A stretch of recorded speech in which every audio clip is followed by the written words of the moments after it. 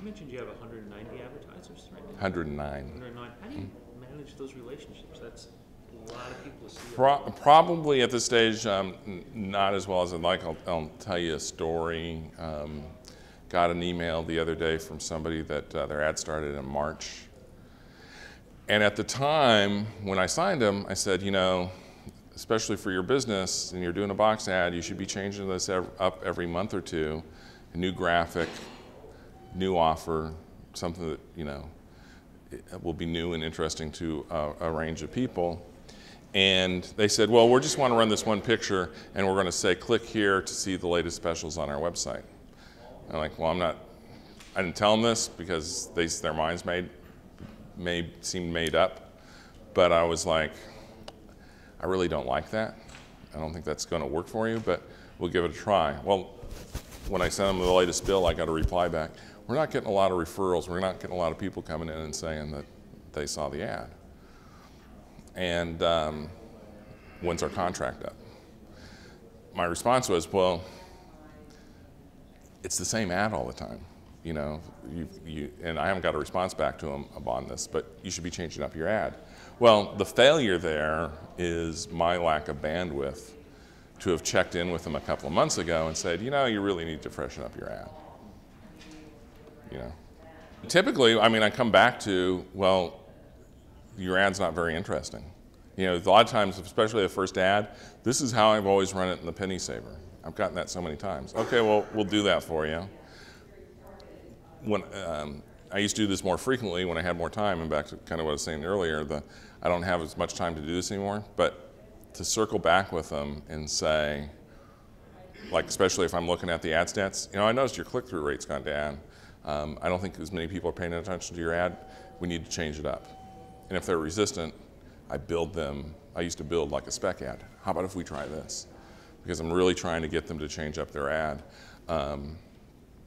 Ad effectiveness has a lot to do with size, placement, and then the content of the ad.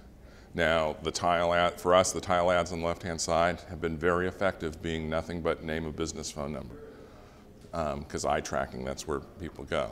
On the right-hand side, and this is why we designed the site the way it is, why we have the bigger ads on the right, is because now we need to build ads that draw people in and draw their attention.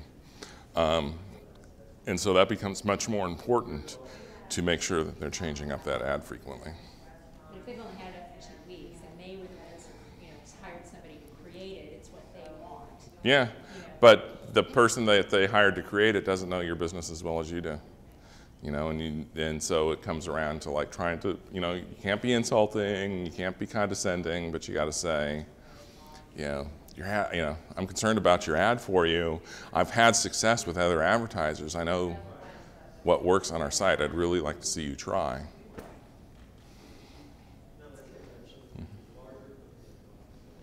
Any other questions? Have you ever, a lot of the smaller businesses, they don't have websites, right? So right. I mean, you've got nowhere to click them over to, nowhere to do any other enhancement other than get their logo out there, if they even have a logo, right? Mm-hmm. One of the things we've tried to achieve is that also enriching that experience, so that they click on the ad and then they go to another page on our site that has their hours, their phone number, their address, how to get there, and stuff like that. So that's been very helpful from a cost perspective for the business, because they're like, we don't have a website, but we're actually have a page there. Yeah, the businesses without websites haven't shown a lot of interest in doing what you're talking about. First of all, for businesses that do have a website, when I'm talking about click-throughs and everything, you know, I might say, look, our stats show we're going to send 60 to 100 people to your website. If you're a restaurant, probably 100, maybe 120 a month to your website. That's people you're not going to get otherwise.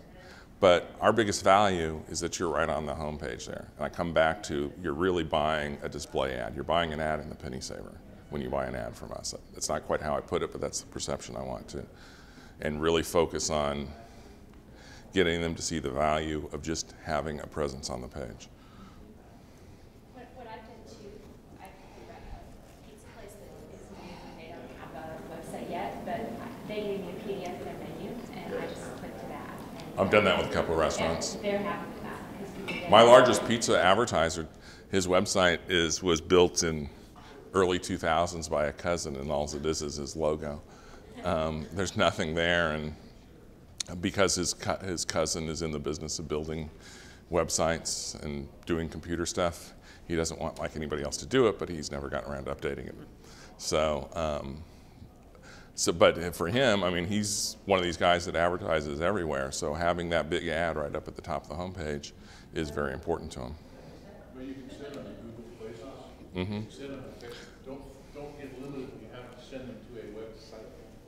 You can send them to a lot of, and Google Places is free for them. And now you become a little bit more of a resource and a little more invested in their business. Just make sure that they understand that if they want you to build that, there are costs to it. Because you can set up their, and I've done this, you can set up their Google Places and things. It'll probably take you maybe a half an hour to charge them a decent hour's worth of time. So now you've got them set up on a place.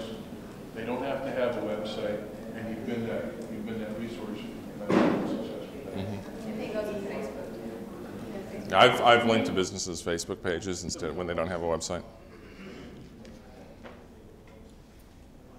One thing that I've heard in my market where I tested it is that businesses distribute online advertising tend to be those that make more profit per sale.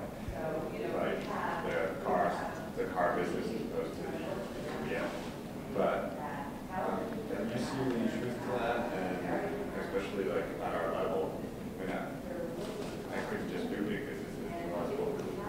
What have you seen? I don't know. We've got a couple of big car advertisers. Got hopefully another one coming on next week. And they've tended to stay with us. You know, the one thing to know about pizza shops, they're really good to go after because they're very high margin businesses. Pizza's almost pure cash. You know, you're paying $18 for a pizza, they're paying $1.50 to make it. So they can be a good source of revenue for you.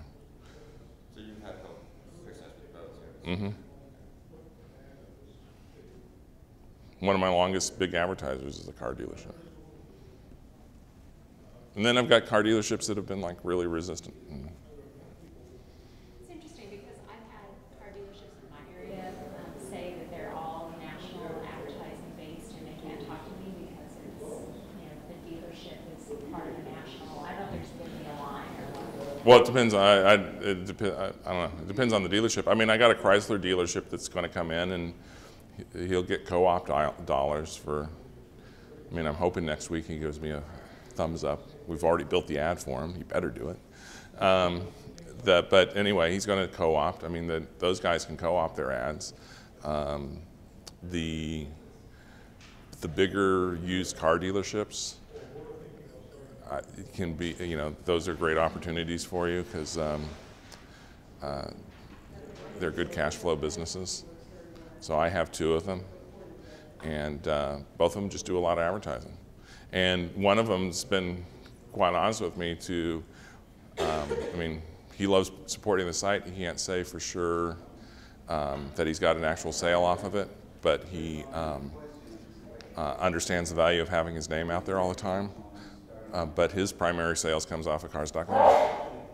And that's probably one of the biggest competitions for selling a car dealership is cars.com is just so effective for them, or Auto Trader. I know Deb was supposed to talk about this later, but when I asked for people to share their rate cards, and you were one of them, I kind of freaked out because one of the first ones I looked at, the rates were really, really high, and I was like, oh my God, I'm totally underselling myself. But you were definitely higher than me, but not that far. Can you speak a little bit about how you decide your rates and how often? My first rate card had rates about 3 times higher than what they are now. And how often do you raise them? Like now that where you're at? I'm going to be trying to do it every year. At the beginning of the year, we raised the rate on the box ad. Actually, this year we won't have a per se rate increase. The advertisers, so that's There's the 2011 rate card, there's the 2010 rate card. A lot of my advertisers in the box ads are still on the 2010 rate card. So I'm going to move them halfway towards the 2011 rate card without raising anybody else's rates. Can you detail just the basics of your ad sizes and So starting at the top, we have what's called the top tile wide, which is anybody, you know what IAB standards are? Internet advertising. It's not, since I decided to not even worry about IAB standards because I don't sell network ads, I don't sell non-local ads, it's all local. So that's 600 pixels wide by 100 pixels deep. And it's the only ad that rotates because it's such expensive real estate nobody wants to pay. They say $800 a month, so I got 2 people splitting it. Then next to that we have 300 by 100. Those are like our top 2 premium positions. And those were like that, just an interesting aside, those were like, I created those positions at the beginning of 2010 because that was when our health insurance rates were going to go up by $1,000 a month. So I needed another $1,000 a month in income. So that's how I arrived at those prices. If I could sell those slots, if I can sell 3 ads in those slots, then we can pay our health insurance. If you look at the right-hand side, I just got a text saying our site's down. I don't know if you can pull it up. So what was the rate on 300 by 100? It's $400 a month.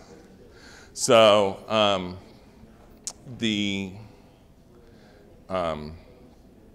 we had a car dealership that wanted to have a more weighted presence at the top, especially after the other car dealership bought that higher position.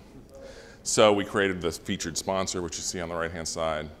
And then after seeing the value of the tile ads on the left, the stamp ads on the left, we created one like $250 a month spot on the upper right.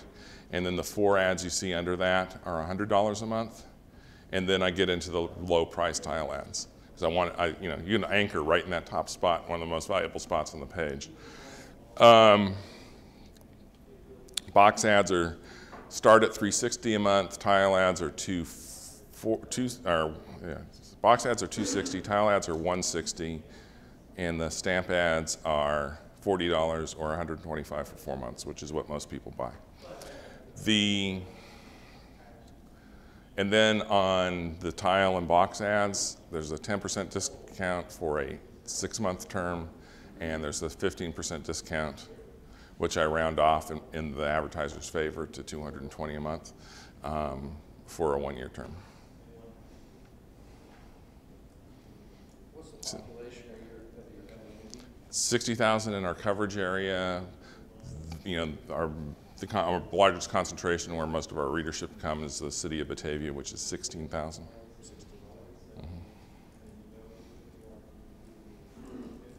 you still doing most of the sales yourself?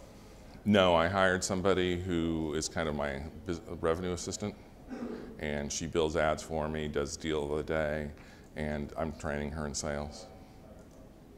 Bigger stuff I still kind of like go along with, and then also a couple of restaurants recently where the Mexican restaurant where the guy said, hey, I'm going to advertise with you. I just went ahead and closed the deal and then brought Lisa around to take care of the paperwork and get the ad set up. And a friend of mine recently opened a restaurant, and so I just closed the deal.